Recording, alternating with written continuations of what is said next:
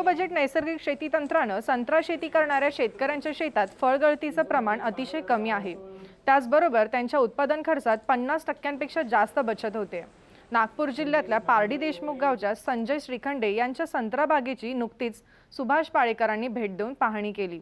आपण त्यांच्याकडून नैसर्गिक तंत्राचे फायदे जाणून घेणार आहोत। इथे जी शिवारफेरी चालू आहे त्याच्यामध्ये 7-8 राज्यातून 150-200 शेतकरी आलेले आणि त्यांनी बघितलं की यांचे सख्खे भाऊ त्यांचं एकाच दिवशी लागवड आहे संत्र्याची, त्यांची आणि यांची एकाच दिवशी, पण तिथे प्रचंड फळगळ झालेली आहे, प्रचंड फळगळ आहे। त्यांनी तेल उचलून फेकले तरी आणखी तिथे चादर दिसते फळांची। या बगीचामध्ये मात्र फळगळ नाही आहे। इथे आणखी तुम्हाला दिसेल की असा समज आहे की, आणि ते खरा आहे तो समज, तो खोटा नाही आहे, की ही सगळी चुनखडीची जमीन आहे, मोठ्या प्रमाणात चुनखडी आहे याच्यावर। आणि अनुभव असा आहे की रासायनिक शेतीमध्ये चुनखडीमध्ये संत्र्याचे झाडं खूप मोठे वाढतात, पालेगळ होते, हिरवेगार तुम्हाला बगीचा दिसतो, पण फलधारणा होत नाही। आम्ही ते खोटं ठरवलेलं आहे। इथे प्रचंड प्रमाणात चुनखडी असून सुद्धा तुम्ही हे बघतात, हे कॅमेरा जर इकडे ओढला तर ते दिसेल की इथे खूप मोठा फळ लागलेले आहे आणि चुनखडीचा काही परिणाम नाही आहे। कारण झिरो बजेट शेतीमध्ये चुनखडीमध्ये जे चुनखडीला विरघळणारा एक कार्बोनिक ॲसिड हा पदार्थ असतो, जे आम्ल आहे, ते आम्ल चुनखडीला विरघळते। जेव्हा आपण आच्छादन टाकतो आणि जीवामृत देतो तेव्हा कार्बन डायऑक्साईड निर्माण होतो आणि या कार्बन डायऑक्साईडचा जेव्हा पाण्याशी संयोग होतो पुन्हा दोबारा कार्बोनिक ॲसिड तयार होतं आणि कार्बोनिक ॲसिड या चुनखडीचा न्यूट्रल करतं। म्हणजे झिरो बजेटमध्ये एक मोठा प्रश्न सुटलेला आहे, तो म्हणजे चुनखडीमध्ये सुद्धा आपण चांगल्या तऱ्हेने झिरो शेतीमध्ये संत्रा घेऊ शकतो।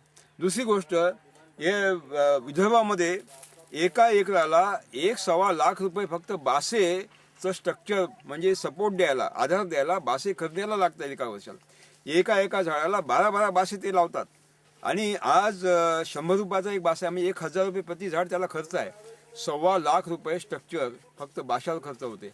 आणि त्याचं कारण आहे, रासायनिक शेतीमध्ये जर फळधारण्याने फांदी बागली तर ती तुटतेच, तिला तुटावंच लागतं, कारण त्यामध्ये कठीणपणा असतो।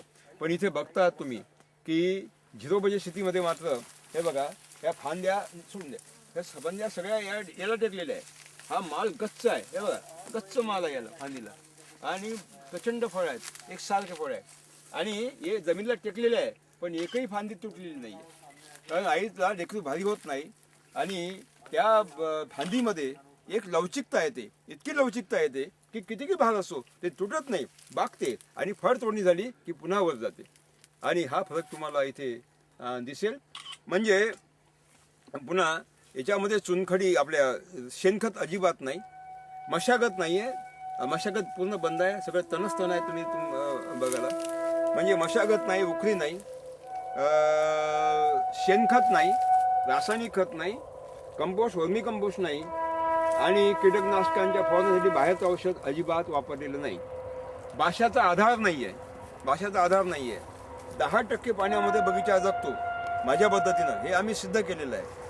आणि इथे तुम्हाला पानाचं म्हणजे पाण्याची संख्या खूप प्रचंड दिसते। जितके पानं जास्त तेवढी अन्ननिर्मिती जास्त, तेवढे फळं जास्त आणि पोषण त्याचं चांगलं। आणि म्हणून विदर्भामध्ये संत्र्याला पर्याय संत्राच आहे, दुसरा कोणताही पर्याय होऊ शकत नाही। आणि त्या झिरो बजेट शेतीमध्ये अतिशय उत्तम संत्रा आपण घेऊ शकतो प्रत्येक जमीन प्रकारामध्ये। हे दृश्य पाहून नक्कीच मला वाटते आपल्या सगळ्याला एक शाश्वती निर्माण होईल आणि पुन्हा एक संत्र्याच्या बागा लागवून पुन्हा आपण पूर्ण विदर्भामध्ये उभ्या करू असं मला वाटतं। इथे 2 गोष्टीची कमतरता आहे, थोडी सल दिसते आहे, थोडी बिलकुल किंचित सल आहे, काही झाडाला थोडी जास्त आहे। याला कारण म्हणजे नायट्रोजन देण्यासाठी इथे मी सांगितलं होतं त्यांना, ती लावली नाही आहे, चवळी लावली नाही, शेवगा लावला नाही आहे। ही जी रिकामी जागा आहे या ठिकाणी जर मटकी, चवळी, हुलगा आणि सोबत बाजरा आणि सोबत तूर आणि शेवगा जर लावला तर त्याचा नायट्रोजन याला मिळेल आणि ह्युमसची निर्मिती मोठ्या प्रमाणात होईल, सल होणार नाही आणि याच्यापेक्षा दुप्पट सुद्धा फळं आपल्याला घेऊ शकतात। म्हणजे उत्पादन खर्च पूर्ण शून्य, काहीही विकत घेऊन टाकायचं नाही, माल कमी नाही, रासायनिकपेक्षा माल जास्त। आताच तुम्ही बघितलेलं आहे की शेजारचे त्यांचे सख्खे भाऊ, चुलत भाऊ, ते रासायनिक आहे, हे नैसर्गिक आहे. एका दिवशी त्यांनी फळबागा लावलेल्या आहे, एका दिवशी तिथं 3 वेळा फळं वेचलेलं आहे. इतका गादी पडलेली आहे फळांची. इथे अजिबात फळगळ नाही आहे. म्हणजेच याचा अर्थ की उत्पादन खर्च शून्य, उत्पादन कमी नाही जास्त, आणि मार्केटला भाव 1.5 ते दुप्पट मिळतात. मागच्या वर्षीला 12,000 रुपये टनाचे भाव होते. आमच्या याला 20,000 रुपये 22,000 रुपयेपर्यंत भाव मिळाले. कारण किपिंग क्वालिटी, साठवण क्षमता आणि ट्रान्सपोर्ट कॅपॅसिटी हे खूप चांगली आहे. आमचे जे संत्रे आहे हे कुठेही तुम्ही न्या, ते खराब होत नाही. रासायनिकचे लगेच सडायला लागतात आणि म्हणून त्याला व्यापारी जास्त किंमत देतात. विदर्भात आत्महत्या आहे, पण मी सांगतो, जर एका एकरात माझ्या पद्धतीनं त्यांनी संत्रा लावला, संत्र्यामध्ये शेवगा लावला, संत्र्याच्या खाली आणखी तूर लावणार आहे, मिरची, हळद, अद्रकसुद्धा त्यात राहणार आहे, झेंडूसुद्धा राहणार आहे, आणि एक नवीन प्रयोगात 4च्या मध्ये डाळिंबसुद्धा आम्ही घेणार आहोत, सीताफळसुद्धा घेणार आहोत डाळिंबाच्या ऐवजी, किंवा डाळिंब दोघांपैकी एक. आणि तुम्हाला आश्चर्य वाटेल, सावलीमध्ये आच्छादनावर एकही पैशाचं लोखंड न वापरता आम्ही द्राक्षसुद्धा घेणार आहोत. म्हणजे माझा प्लॅन आहे की एका एकरामध्ये कमीत कमी 6 लाख रुपये त्याला मिळालेच पाहिजे, कमीत कमी पाण्यावर.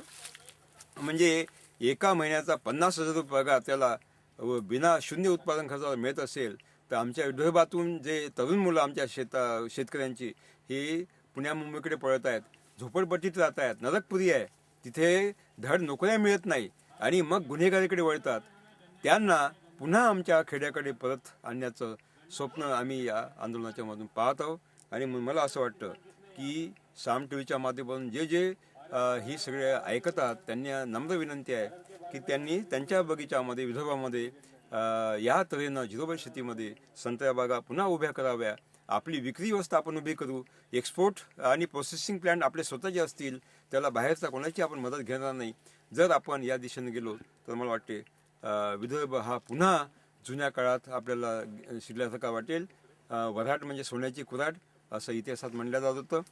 ती सोन्याची कुऱ्हाड पुन्हा आपण संत्रा आणि कापसाच्या माध्यमातून उभी करूया.